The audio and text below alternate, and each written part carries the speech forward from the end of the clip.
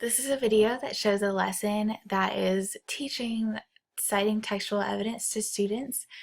And as we go through the video, I will pause every now and then and further explain what is happening and how it relates to the teacher engagement and how it should be happening in the classroom, really just critiquing the way that the teacher interacts with the students and the lesson itself. Today's Common Core standards that we're working on is for my students to be able to read text, cite explicitly from their text, and draw inferences from it. We're reading a text today about soccer balls. So in the first view, we got a personal snippet of the teacher herself explaining just to the viewer what is going to be happening, the purpose of the lesson, and the lesson itself to the viewers. This allows for us to be on a personal level with her and fully understand everything that's happening as she explains one-on-one to us, the viewers. Right now, we're getting a classroom view of where the lesson's being taught, and this allows for us to see where they're working, what they're working with, and what resources they have in the classroom. Throughout most of the video, though, we are going to get close-ups of the students themselves as they work in groups and individually, and as she's reading to them and giving them directions, we'll see their reactions and them working through the process. Talking about what is child labor, what are some facts or details that explain what child labor is, and their end goal is to write a magazine article that identifies. So right now this shows us the previous knowledge that they have done. We can assume that these graphic organizers were done previously in the unit, and as we learn later in the video, this lesson itself is a part of a larger unit on child labor. They've read other articles and stories, and they've viewed videos and documentaries throughout the unit, and as we see right now, they've created graphic organizers.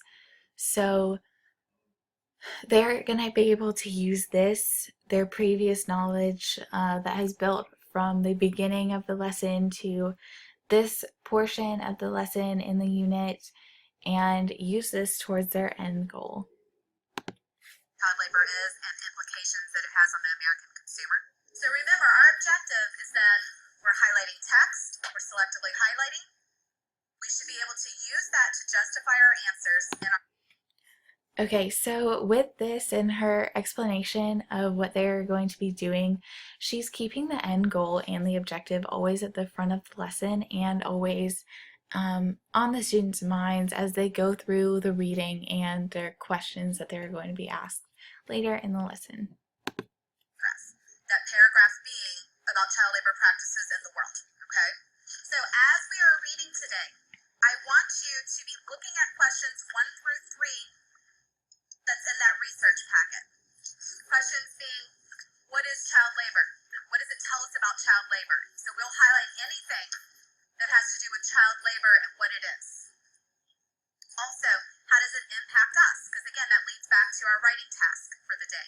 How is child labor impacting us? So start with paragraph 1. You follow along. It's a shared reading, so you follow along. And if you see something that relates back to one of those 3 questions, you need to highlight it. We're going to stop and talk. So the story of one child, Gurmeet.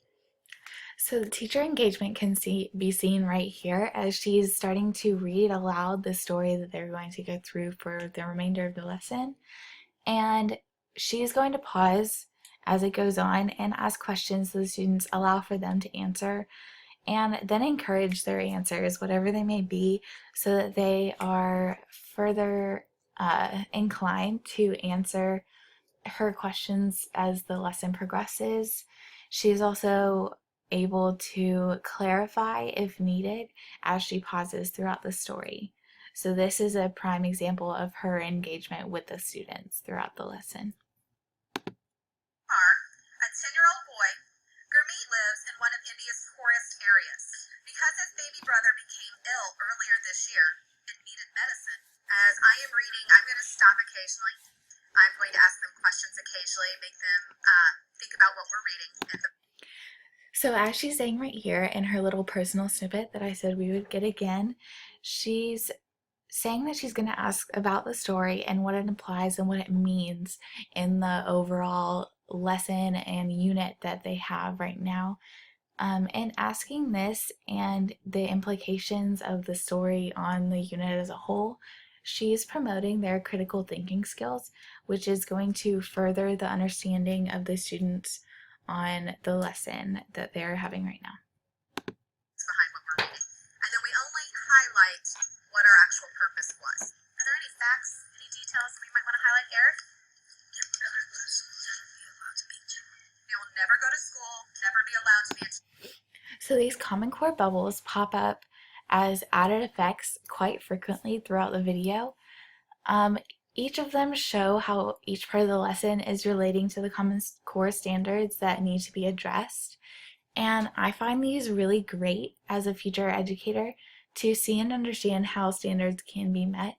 This provides a great resource to the viewers as future educators, current educators, no matter where on the spectrum that they fall, they're able to better understand how they can address these Common Core standards that need to be met throughout the lesson plan or lessons and units.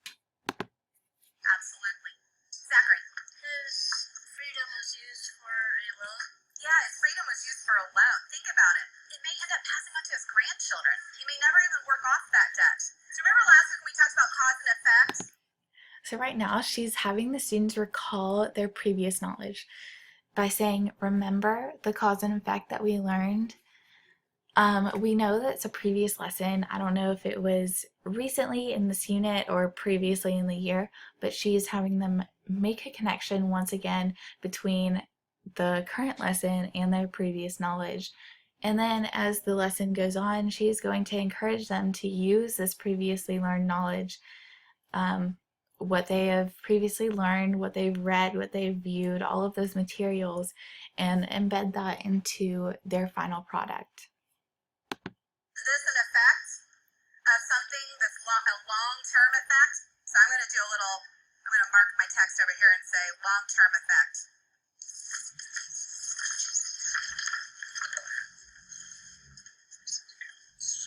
It's passed on to his children and grandchildren. Yes, that's good. That's showing me the effects. The next part of our lesson is moving into the all right consensus. The whole point of the all right consensus is for the students to be able to have a discussion in a small group focused on one question at hand. I want you to come up with your definitions of child labor, and I think at this point you should have a very specific definition to child labor. To run the all right consensus, what you have to have is, where before, you have specific questions that everybody in the group is going to come to the all right consensus with an answer to. Then every single person in the group answered that question so that nobody had to feel like they had to overpower the conversation. They all had an equal input into it. And what I think I saw some of them realize is that a lot of them came with the same answers in mind, which is the whole point of the activity. I put that on. So through this, we're able to see the student interaction through the group work that she's having them do in this specific group work. She is having them work together while they're focused on a certain number of questions. This is a prime example of classroom management and how she is allowing for them to understand their individual answers first and foremost, and then work as a group so that they're all understanding individuality and allowing for themselves to fully understand that their answer has the potential to be right and there is no wrong answer. It gives them the confidence to continue with the lesson and the group work. Jeremy will try and work off the debt, and that the debt might be passed on to his children and grandchildren. And put that the child is working with little or no pay and have their debt passed down to other family members. Use the evidence from your text to support yourself. Pull in not just the article we read today, but if you want to pull an article from something else, absolutely do that. That's when you get to the level 3 questions, when it's not directly answered from something, but you're pulling it different thoughts, okay? Here, once again, she's asking them to pull from their previous knowledge and telling them that this allows for them to reach their level 3 questions, which is furthering their critical thinking skills and allows for students to understand that they're able to go above and beyond just the simple task that they are asked of. Telling about the stories of the two kids that never stopped working and with little pay. So our character in the passage, their brother died because he didn't get enough pay to feed them. So that's a big problem. No one just died using child labor, and that's a real serious thing. Turn your page to the exit slip. So the first thing that your group is going to do is your group's going to come up with a title to this section. Think about the video that I showed you, the Nike video with the boy making the shoe. You can use that visually as an example in your writing as well. When the boy was getting out of school, he was eating a little bowl with bread. They were just in a circle. They didn't really have anything. So our topic set is going to be how children are impacted. Go ahead and switch to your independent writing, and you write on your own, pulling your evidence, your support from your article. So remember, you gave me the example, gave me the characteristics, but now show it to me. Show that person doing that for me, okay? Okay, so right now she is showing that the students are able to work individually. They were able to gain their confidence through the group work, and now that they're shifting to their individual assignments and working on pulling from their own research and understanding of the lesson thus far in writing their magazine article.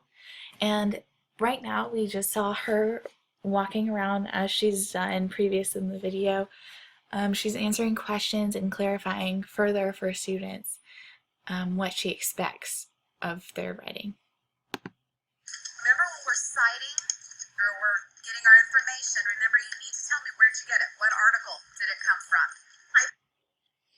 And right there at the end, she is showing us how to further the lesson at hand, which is citing the evidence, just by reminding students here and there just to embed this within their writing as they create the rough draft. Overall, this video was a great source, and it allowed for a lot of learning to happen between, for the students in the lesson and for me, myself, as a future educator.